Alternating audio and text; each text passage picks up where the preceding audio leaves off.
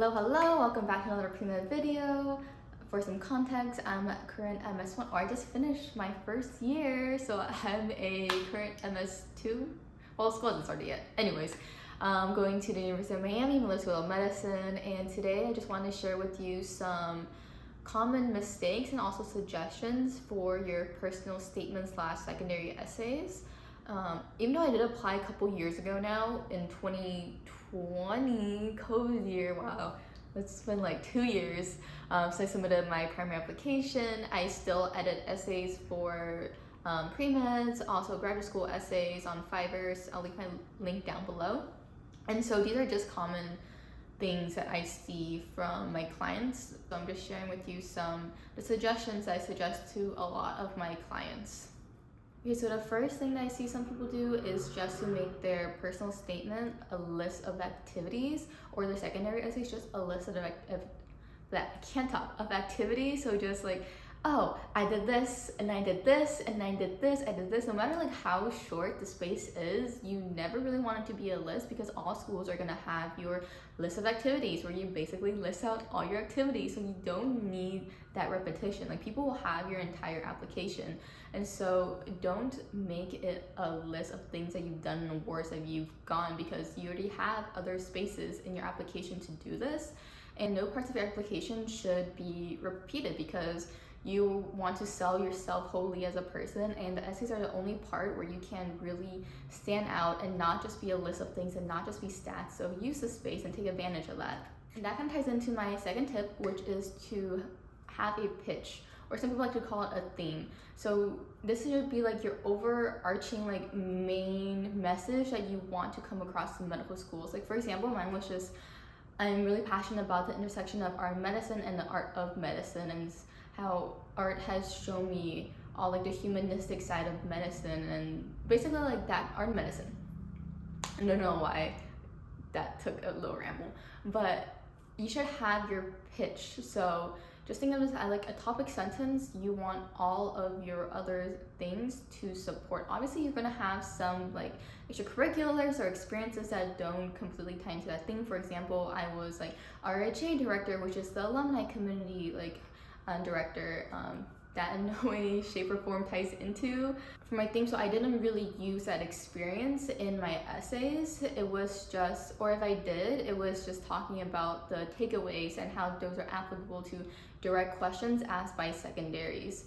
Like, even if you feel like you did a lot of different activities for random reasons, or just, just to all the traditional like pre-med activities and like random hospital volunteering, just like you volunteer like in 3 different locations and it wasn't like anything spectacular, like there's always, I really do think that there's always going to be like that one unifying theme that you can sell yourself. And so this is really important, because going on to my third point is that you want your pitch / theme to kind of match the schools that you are applying to.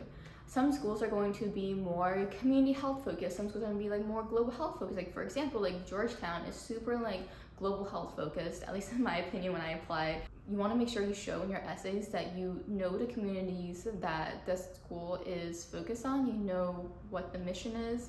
Even though all mission statements seem pretty similar, not gonna lie, I was still able to categorize each school basically into like community focused or research focused. Like, you kind of can tell, like, like for example, my alma mater, Johns Hopkins, it's a very research-oriented school. Even though they really care about like the social determinants of health, they really care about the community, but it's a very research-heavy school. And so probably feel like a stronger applicant if I had that research background, but also in addition to some experiences that showed I care about the Baltimore community, or communities like the Baltimore community, care about like underserved populations, stuff like that. So it's not like a black and white, like, oh, a school only does research or a school only does volunteering, but you kind of get a feeling like from the school, like what they prioritize a little bit more and like what their main drive is. And the fourth point is to avoid any repetition in your essays.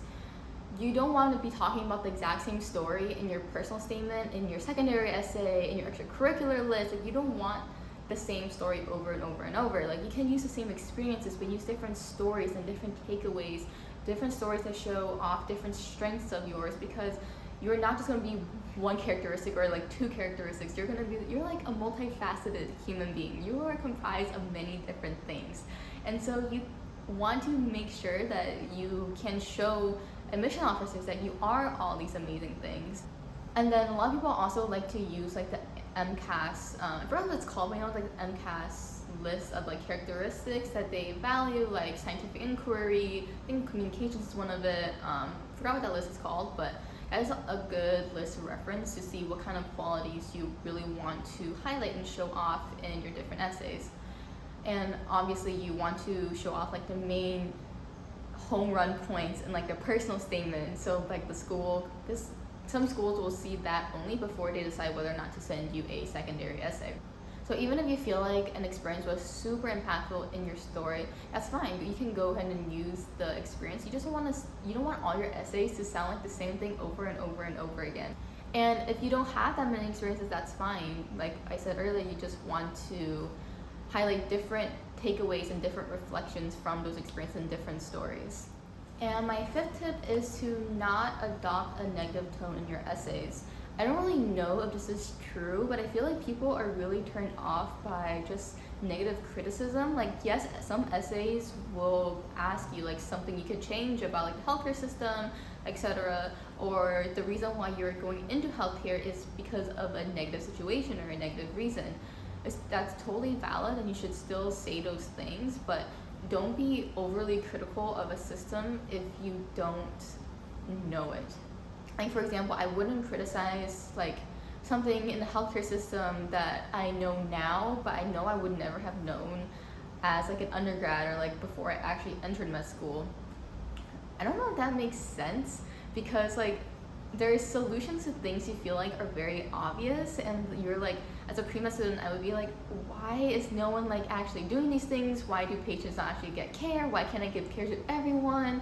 Like, why does Medicare or Medicaid not cover everyone?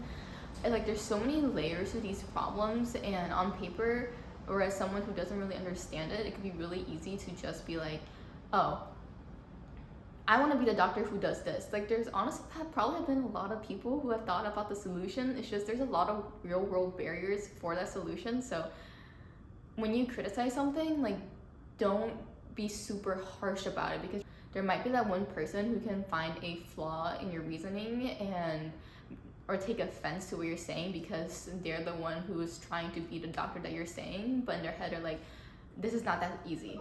Obviously, like, this could be controversial. There could always be that one person who likes people who like to drink big, and like, I'm not saying not to drink big, but dream big in a positive way. Like, don't just criticize. Like, I read an essay of someone, and every single point that they brought up of why they want to be a doctor was because they found a flaw in the doctor that they were shadowing, the doctor that they were working with, or like the healthcare workers that they were working with. Like, every single point that they wrote about was how they wanted to be better than the person that they were following. And I don't know, it just doesn't sound very nice. Like, it doesn't, I just feel like it might be a psychological thing. Like, people start thinking negatively of you if you start saying too many negative things. Like, that might be a thing. Like, I didn't really study psychology, so I don't know. Tell me if that is a thing, but that's what I always have believed. So even if you are addressing a problem in healthcare, because there are so many problems in healthcare, and the social determinants of health are super important, and super important that people are thinking about like these things in healthcare that need to be changed.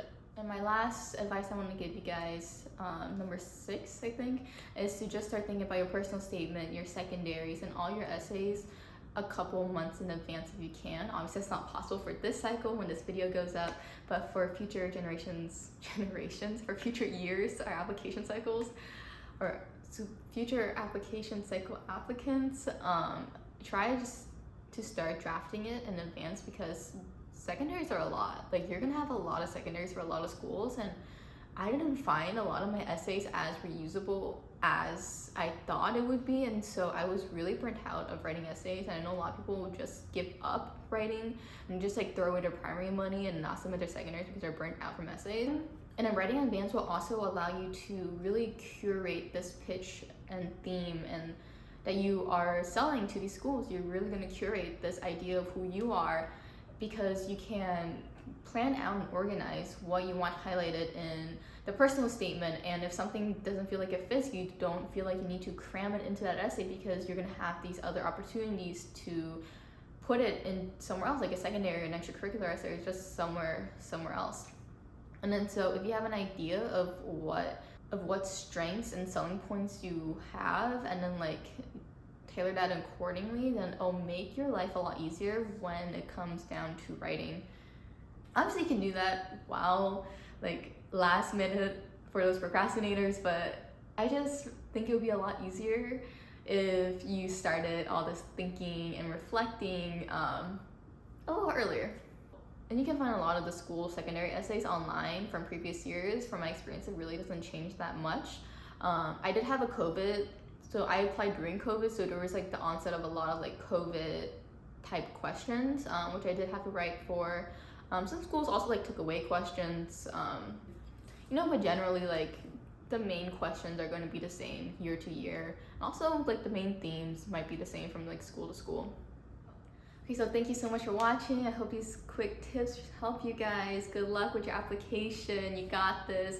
And if you need anyone to proofread your essays or edit your essays, give you feedback on content, fix your grammar a little bit, I'll leave my Fiverr link down below. And there's also a bunch of other freelance editors if you're looking for something else at a different price point, etc.